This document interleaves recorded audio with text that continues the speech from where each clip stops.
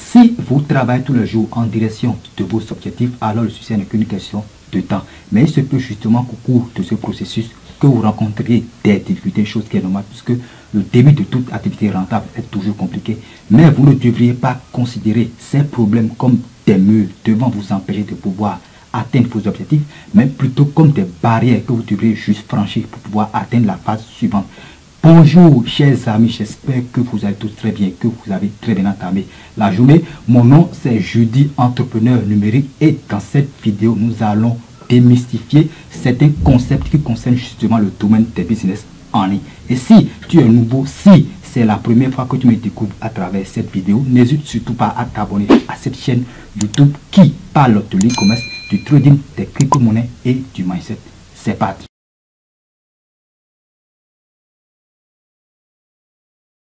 Le e-commerce ou commerce électronique représente la transaction ou l'échange de biens et de services entre un acheteur et un vendeur à travers l'outil qu'est l'Internet.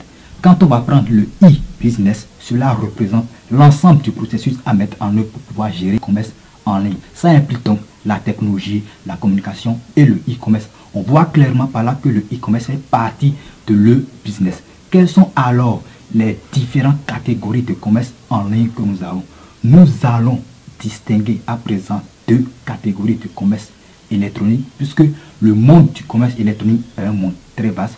On va essayer par contre de pouvoir catégoriser ce monde très vaste en deux classifications. On va parler des business models du commerce électronique et par la suite on va aborder la classification globale sur le modèle commercial du commerce électronique. Alors quand on va prendre les business models du commerce électronique, on a par exemple le B2B, business to business, qui représente l'ensemble des entreprises dont les clients finaux représentent d'autres entreprises. Je prends l'exemple de l'entreprise Bolloré, qui est une entreprise qui construit des routes, mais pour pouvoir faire cette tâche-là, il lui faudra par exemple du ciment, du sable, etc. Mais ces outils-là que l'entreprise devra faire usage constituent des produits finaux d'une autre entreprise. On a par la suite le B2C qui représente des entreprises qui vendent directement leurs produits et services à des consommateurs finaux. Et quand on parle de consommateur final, c'est un consommateur qui achète le bien, qui utilise le bien de façon personnelle pour pouvoir satisfaire un besoin personnel. On a également le C2B qui représente des portails sur lesquels les consommateurs peuvent proposer leurs produits et services à des entreprises. C'est l'exemple d'un graphiste qui a la potentialité de pouvoir concevoir des logos ou des affiches publicitaires à des entreprises. C'est l'exemple aussi du site 5euros.com ou le site Fiverr. On a par la suite le C2C, c'est-à-dire consumer to consumer, qui représente les entreprises qui facilitent l'échange entre un consommateur et un autre consommateur. C'est l'exemple de Le Bon Coin ou de eBay.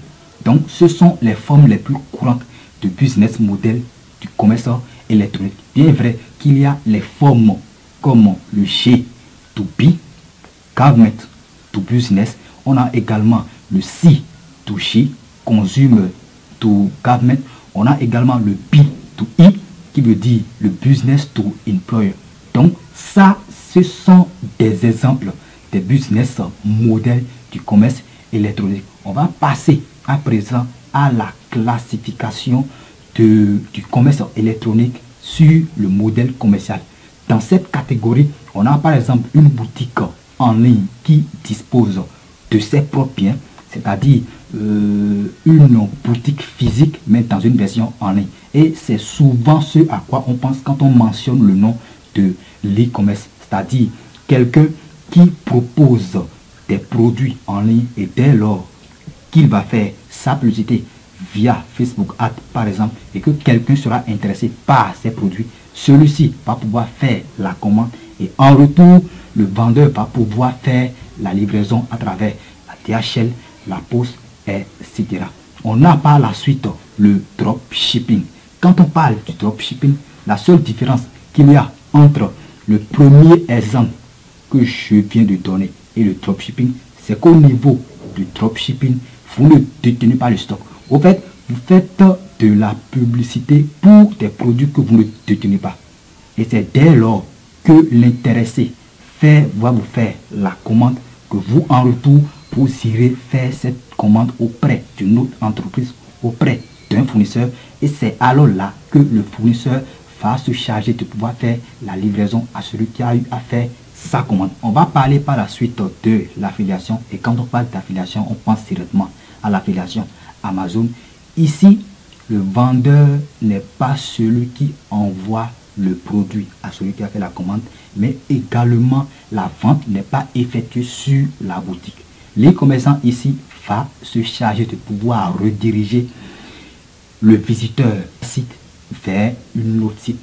Et c'est alors là qu'il va passer par le lien d'affilié pour pouvoir se rendre sur le site tel que Amazon, AliExpress, Alibaba et faire son achat. C'est alors là qu'une commission lui sera reversée.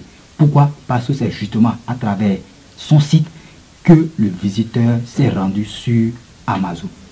On va parler par la suite de la notion du concept de marketplace. Une marketplace, c'est en fait un site, une boutique qui regroupe plusieurs autres boutiques. Et la marketplace va se charger de pouvoir faire la publicité des produits de ces boutiques-là ou de ces fournisseurs. Et si en temps un client est intéressé par les produits qui ont été publiés par cette marketplace et passe à l'action et passe à l'achat, les fournisseurs vont devoir verser une commission à cette marketplace. Et comme exemple de marketplace, on a Amazon, Alibaba et AliExpress. Maintenant, au-delà de tout ce qui a été dit par rapport au commerce électronique, est-ce qu'on va pouvoir dire que le e-commerce ou le dropshipping, c'est de l'arnaque? Non, je ne pense pas, puisque comme je viens de le définir, le e-commerce va constituer en la vente, en l'échange, en la transaction de biens et services entre un acheteur et un vendeur en ligne. Ce serait de l'arnaque si vous établissez votre site internet, vous faites de la publicité, quelqu'un est intéressé par votre produit, fait sa commande et vous en retour, vous décidez de ne pas le faire sa livraison. C'est alors là qu'on va parler de l'arnaque. Et si en temps vous voulez durer, vous voulez être rentable à long terme, je vous suggère d'être honnête, de ne pas recevoir de l'argent de commande de vos clients et de vous asseoir là-dessus. La réussite dans l'e-commerce va dépendre au fait des différents trafics qui parviennent à votre boutique. Et en termes de trafic, on en a plusieurs. On a par exemple le trafic froid.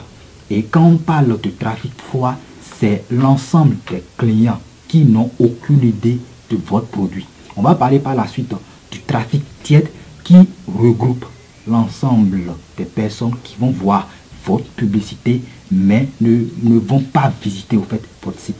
On va parler par la suite du trafic chaud qui regroupe l'ensemble des gens qui vont voir votre publicité, qui vont visiter votre site, votre boutique, mais ne vont pas passer à l'action, ne vont pas acheter. Il y a par la suite les clients qui représentent l'ensemble des gens qui ont vu votre publicité, qui se sont rendus sur votre boutique et ont fait l'achat. Merci à tout un chacun de vous d'avoir regardé cette vidéo jusqu'à la fin. N'hésitez surtout pas à liker cette vidéo, à vous abonner et surtout à partager avec vos connaissances. Et s'il y a une chose que j'aimerais vous demander, c'est de pouvoir me dire dans les commentaires le sujet prochain que vous voudriez qu'on puisse aborder dans la prochaine vidéo. Sur ce, portez-vous bien et on se voit dans une prochaine vidéo.